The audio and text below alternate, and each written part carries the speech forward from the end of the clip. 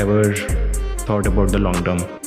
Recently मैं एक राज शमानी का पॉडकास्ट देख रहा था तो मुझे एक चीज़ नोटिस हुई। दीपेंद्र गोयल ने अपने फोरहेड पे एक वेरेबल डिवाइस पहना हुआ था। अब एज अ डॉक्टर मुझे क्यूरियोसिटी हुई कि एक्चुअली में ये डिवाइस क्या कर रहा है। तो थोड़ा लिटरेचर पढ़ा तो मुझे मालूम पड़ा कि इस डिवाइस को टेम्पल बेस्ड वेरेबल डिवाइसेस बोला जा रहा है। इसका पर्पस होता है ब्लड फ्लो के ट्रेंड्स को ट्रैक करना, मतलब एक सिंगल रीडिंग नहीं बट पैटर्न को समझना। अब बेसिकली क्या होता है हमारी बॉडी में कि जब हम सुपाइन होते हैं और कंपेयर टू जब हम अपराइट पोजीशन में बैठे होते हैं तो हमारा ब्लड फ्लो का पैटर्न चेंज हो जाता है हमारे ब्रेन में।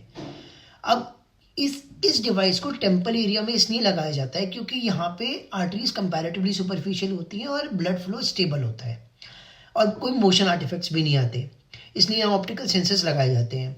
अब ये सेंसर एक्चुअली में ब्रेन के ब्लड फ्लो को नहीं मेजर करते, ये मेजर करते हैं स्किन के नीचे होने वाले ब्लड वॉल्यूम के चेंजेस, ऑक्सीजनेशन के पैटर्न या टेम्परेचर के ट्रेंड्स। और ये सब चीज़ें मिलकर ब्लड सर्कुलेशन का एक इनडायरेक्ट सिग्नल देती है। अब एज के साथ क्या होता है कि ब्लड वेसल धीरे धीरे स्टिफ होती जाती है, इलास्टिसिटी कम होती जाती है। अब इसी प्रोसेस को हम वैस्कुलर एजिंग कहते हैं और वैस्कुलर एजिंग का स्ट्रॉन्ग लिंक होता है ब्रेन एजिंग के साथ और कॉग्निटिव डिक्लाइन के रिस्क के साथ।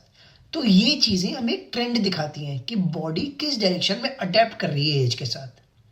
तो ऑब्वियसली ये वेरेबल डिवाइसेस अभी मेडिकल डायग्नोसिस के लिए वैलिडेटेड नहीं है, पर एक डायरेक्शन जरूर दिखा रही है कि वेरेबल्स अब सिर्फ स्टेप्स या फिर कैलोरीज काउंट करने तक के लिए लिमिटेड नहीं रह गए, वो धीरे धीरे फिजियोलॉजी को मॉनिटर करने के टूल्स बनते जा रहे हैं।